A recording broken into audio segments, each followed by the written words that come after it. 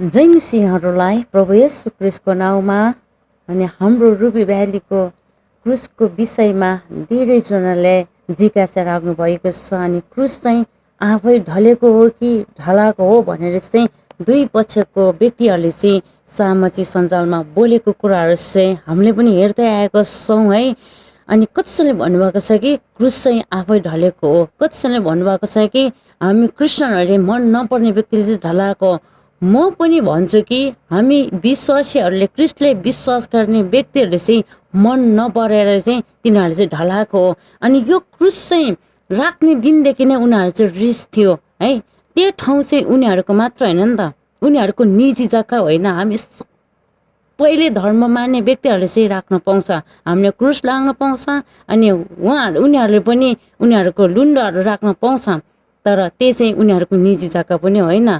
अनि किन चाहिँ हाम्रो क्रुस चाहिँ तिनीहरूले ढलाएको हो, उनीहरूले मन नपर्ने व्यक्तिहरूले ढलाएको कसरी भन्न सकिन्छ भन्दा गर्दाखेरि चाहिँ मेरो विचारमा हाम्रो तिप्लिङमा चाहिँ 25-24 वर्ष अगाडि पनि हाम्रो यस्तो घटना घटाएको थियो। एउटा समूहहरूले है, त्यहाँको समूहहरूले, हाम्रो क्रिस्चियनले मन नपर्ने समूहहरूले हाम्रो चर्चलाई ढुङ्गा हान्ने, चर्चलाई भत्काउने कामहरू गर्नुहुन्थ्यो। तपाईँलाई कतिजना यो कुराहरू थाहा छैन? हाम्रो तिप्लिङमा चाहिँ यो कुराहरू भएको थियो। अनि त्यो कुराहरूले निहाल्दै गर्दाखेरि पनि आज पनि है यो घटनाले चाहिँ हाम्रो प्रत्यक्षसँग देखिन्छ कि यिनीहरूले चाहिँ आज हाम्रो विश्वासमाथि चाहिँ प्रहार गरेको छौँ, आज हाम्रो इसाईहरूमाथि प्रहार गरेको छौँ। जसरी हुन्छ उनीहरूलाई लडाउँछु भनेर चाहिँ यिनीहरू अगाडि बढेको छौँ।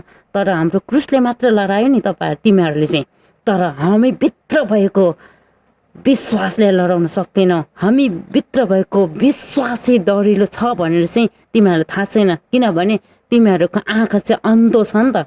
म चाहिँ यही नै भन्न चाहन्छु। तर तिनीहरूको भित्रको आँखा अन्धो छ, तर हाम्रो विश्वासलाई चाहिँ तिमीहरूले कहिले पनि ढलाउन सक्दैनौ। आज यस्तै मानिसहरूलाई चाहिँ अब के गर्नुपर्छ, हामी इसाईहरू चाहिँ एकजुट भइकन चाहिँ त्यस्तै मानिसहरू चाहिँ कानुनी दायरामा ल्याउनुपर्छ।